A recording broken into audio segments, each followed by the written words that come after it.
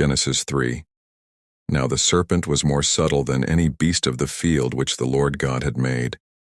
And he said unto the woman, Yea, hath God said, Ye shall not eat of every tree of the garden?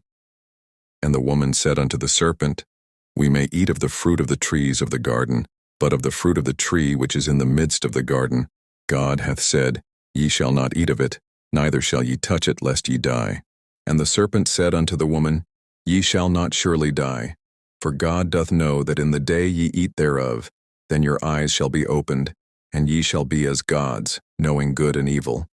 And when the woman saw that the tree was good for food, and that it was pleasant to the eyes, and a tree to be desired to make one wise, she took of the fruit thereof, and did eat, and gave also unto her husband with her, and he did eat. And the eyes of them both were opened, and they knew that they were naked.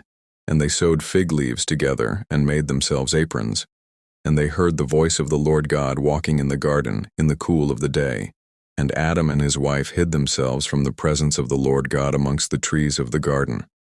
And the Lord God called unto Adam, and said unto him, Where art thou? And he said, I heard thy voice in the garden, and I was afraid, because I was naked, and I hid myself.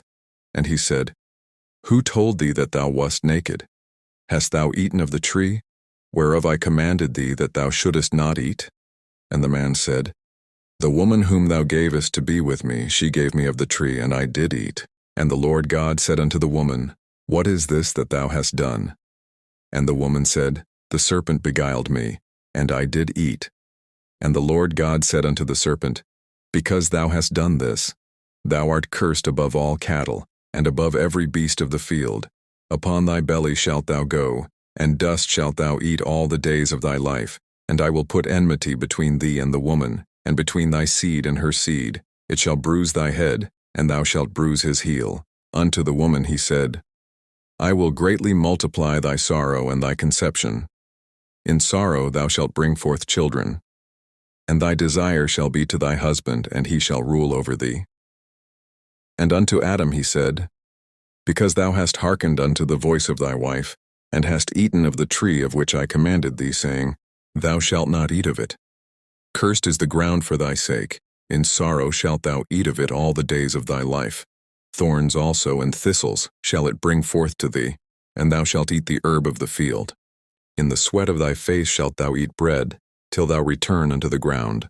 For out of it wast thou taken, for dust thou art, and unto dust shalt thou return.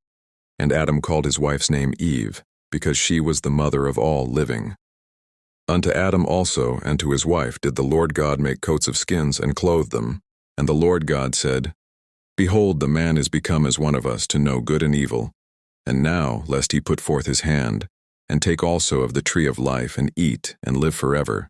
Therefore the Lord God sent him forth from the Garden of Eden, to till the ground from whence he was taken. So he drove out the man, and he placed at the east of the Garden of Eden cherubims, and a flaming sword which turned every way, to keep the way of the tree of life.